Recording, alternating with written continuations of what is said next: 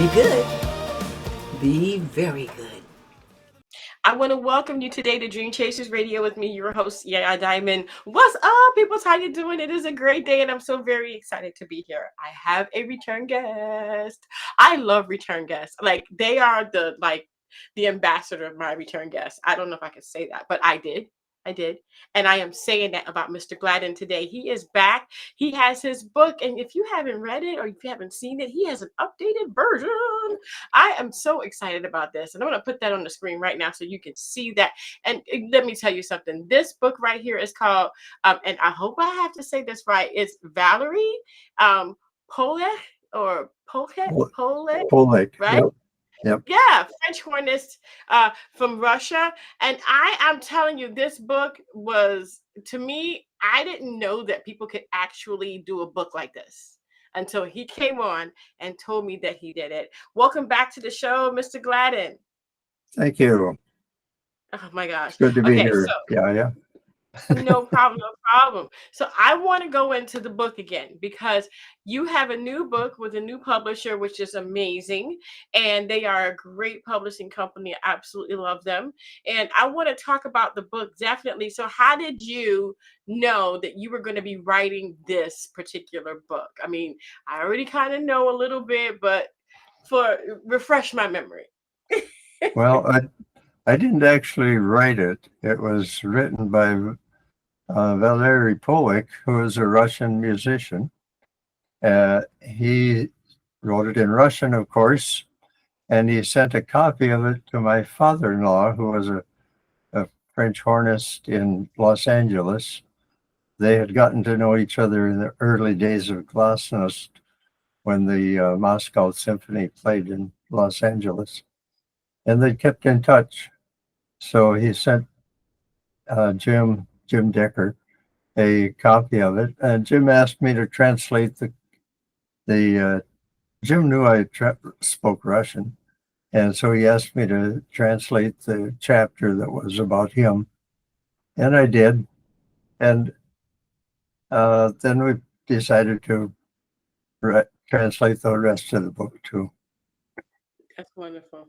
So you are the translator from Russian to English. What was Yes. that like? I know that when you translate from a different language into English, we lose a lot. How did you account for that? Well, I used a lot of dictionaries, and it was a bit of a challenge because I learned Russian in the Air Force, and so my Russian was mostly military, and of course musicians speak a little differently than military, so it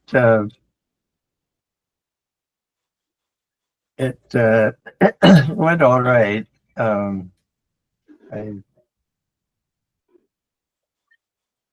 I had to guess some. Yeah, you know what? It's so funny too because, like, all right, so there's a particular, and I can't really say this on the air, so excuse me. I'm gonna just say a particular fruit. So Mhm. in Puerto Rico, a particular fruit is called, one name, and that is the fruit. But in Cuba, that fruit means a woman's privates. So you Oh. can't say that. So it's like saying fanny pack when you go to the UK. Don't say that because that is the wrong parts.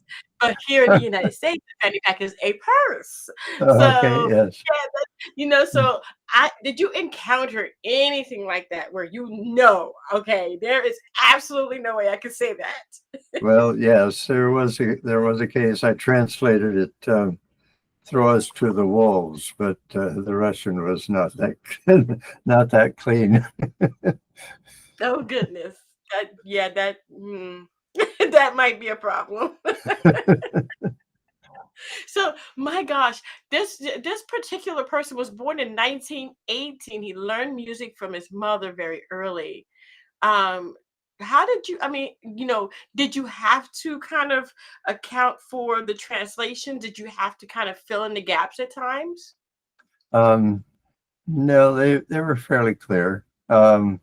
My guessing was mainly on the names of some of the songs that that Mm.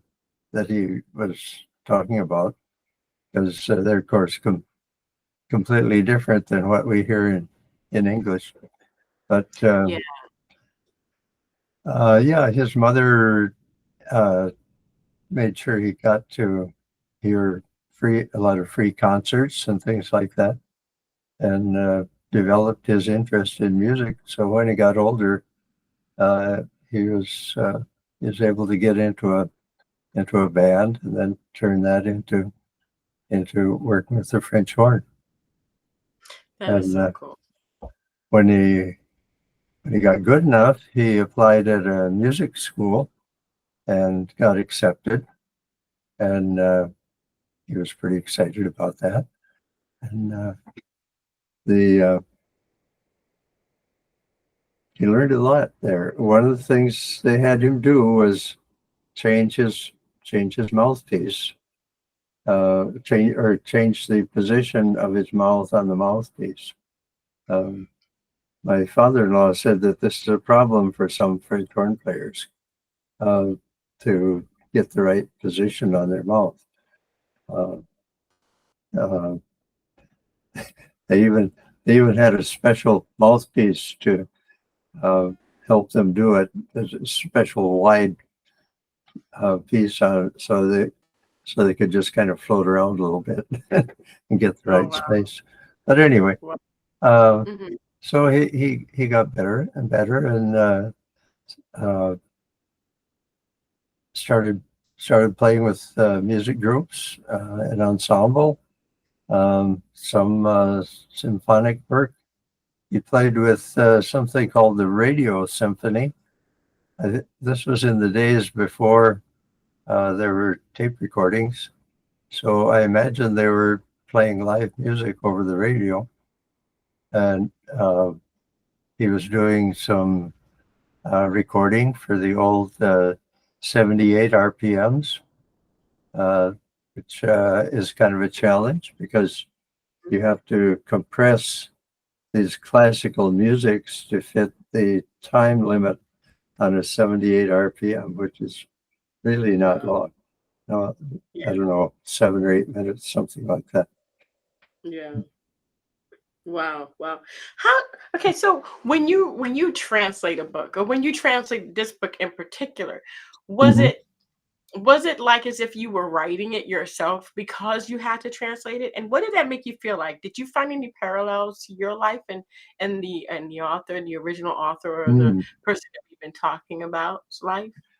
Um, that's an interesting question. Um,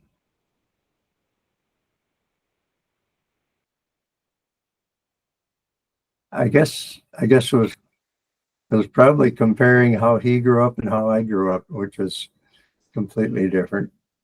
Um, I was not exposed to classical music, until I was in college, and and he was getting it right from when he was in elementary. So Yeah. uh, I I did play just a little bit of music, but I was not very good. So it was interesting to hear about someone who was really good. Um, he, uh, he he was in some Russian orchestras when World War II broke out, Ooh. and like every other young Russian man, he was scooped up by the army, and he ended up in a Russian marching band. Mm. And while he was there, they had a contest among all the musicians in Russia, Mhm. and he decided to apply. And uh,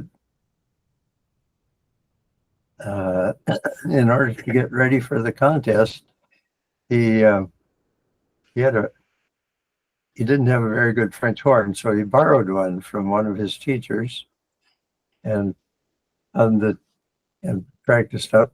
on the day of the concert, on the day of the audition, he had the day off, and his sergeant had to let him go, and he just barely got out, and he went over then and played and was rated as the Laureate French hornist of Russia, which means he was the best.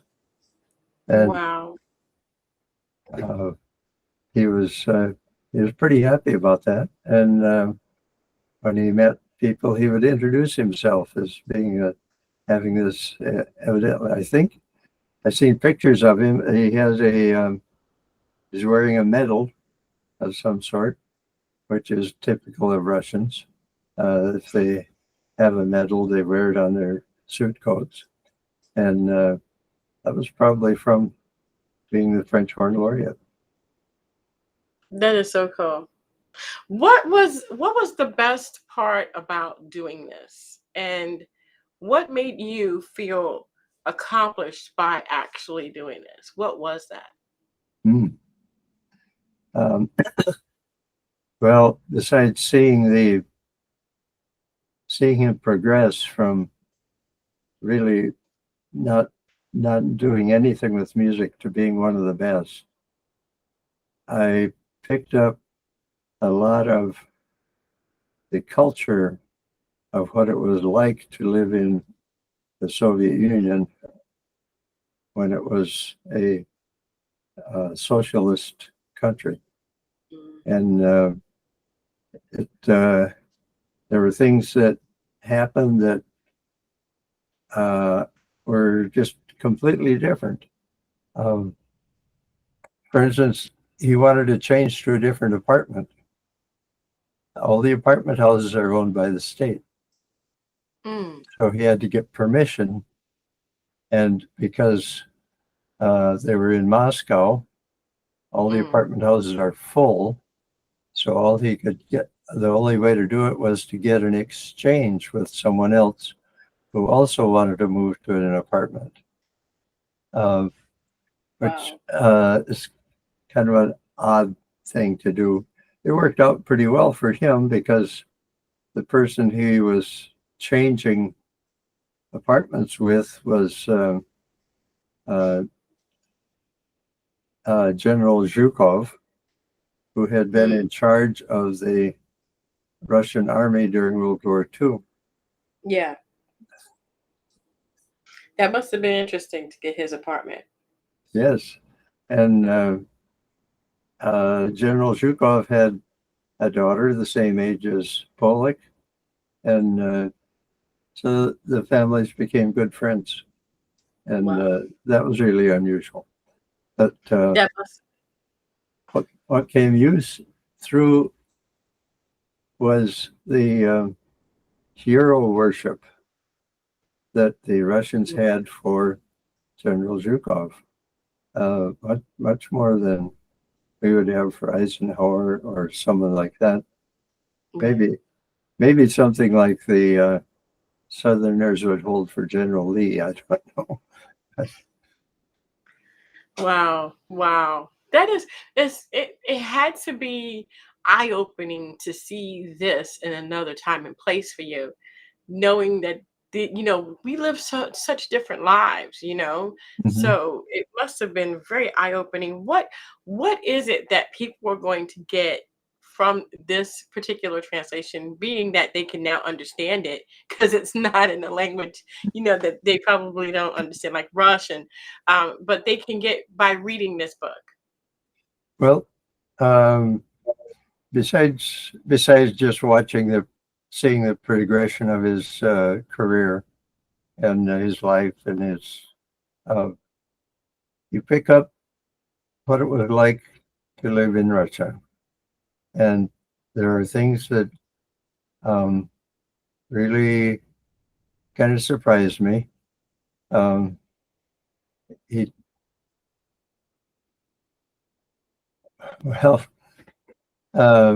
instance, he was given a plot of land. This allowed him to build a house. the house wasn't really his, but he could build a house there on that land. Once he had it built, then he had to get it registered. And he went to get it registered, and a fellow went with him to get it registered, who was another musician, a very popular singer. Mhm. After they got it registered, they sat in a restaurant, and the serving girls pretty much ignored them until they saw who he was with, that it was this really popular singer. And all of a sudden they came over and gave them a clean tablecloth and fresh flowers, and really played up to this singer. And of course, Valeriy Polekh was nothing as far as they were concerned. But they were quite interested in the singer. Terrible. But That's just terrible. one thing was, there all these very good conductors and composers in Russia, and they're people that you've never heard of. And it's a completely isolated music scene. Just a very few got out and performed elsewhere. But this was the Russian music scene. Wow, that's crazy. Wow. Well, Mr. Gladen, thank you so much for being on the show. I appreciate it. I appreciate what you've done. A lot of people don't know that they can actually. Okay, so you actually went through a publishing company to actually publish this book, but this is, in all efforts, your book, right? Yeah, yes, I wrote the book and then found someone to help me publish it. Right. And I just went through it and looked at what Mr. Polekh had written, and then did my best to put it in English. Wonderful. Well, that is marvelous. I thank you, Mr. Gladen, for being on the show. That is an accomplished feat, to say the least, especially since you're transferring from, you're translating from one language to another, and you have to kind of watch out for those. Oh no, don't say that in English kind of words. But thank you so much. Is there anything that we missed today that you would like to say?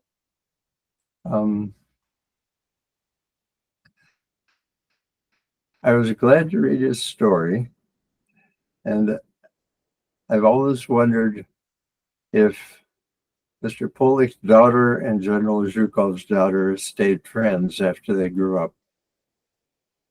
I did find out that his daughter played French horn after he did. Wow. And had a successful 40-year marriage and passed away about a couple of years ago. Oh. But, I would have liked to have gone there and seen him or visited the family, but I don't have a lot of money, so I never went. I hear you. Well, thank you so much for being on the show. I appreciate it. We're going to have the link to that book in the description box below, or possibly somewhere or on the side or above, wherever you may be watching. And I want to thank you guys so much for tuning in. Mr. Gladen, thank you so much for joining me again, and I hope that you come back, my friend.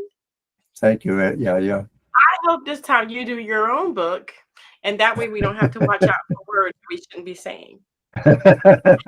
Good idea. Yeah.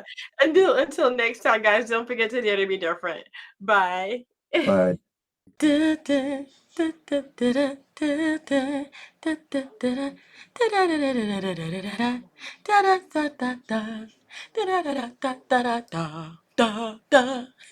you for watching.